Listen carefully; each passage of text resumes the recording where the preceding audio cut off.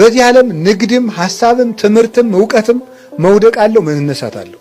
ሁሉም ነገር መማርም መነገድም ማረስም መቆፈርም መመንኮስም መቀሰስም መጳጳስም ሁሉም ጎዳና ነው። እሾህ አለው፣ እንቅፋት አለው። ፈሪ የሆነ ሰው አይ በቃ ይሄንን ያልጀምረውም ያለ ሰው የትም አይደርስም። ምን እባላለሁ ማለትን እግዚአብሔር ምን ይለኛል እንጂ ሰው ምን ይለኛል ያለን ማለትን ያልተወ ሰው ማደግ አይችልም። የሰው ልጅ ሁልጊዜም እንኳን ጓደኛው ላይ ከእግዚአብሔር ላይ ሐሳብ የሚሰጥ ፍጡር ነው። ስለዚህ ሰዎች ስለሚያወሩት ጉዳይ መጨነቅ ሳይሆን እኔና እግዚአብሔር እንዴት ሆነን እየኖርን ነው የሚለውን ነው ማሰብ። ሰው የፈልገውን ማውራት ይችላል።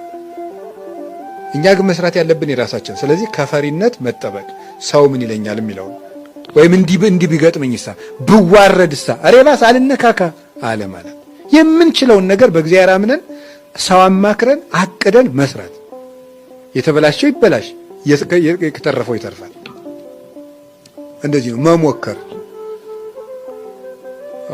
አሁን ብዙ ሰው ራሱ በእኛ ቤት ያለው ሰው ሁሉ የባሰ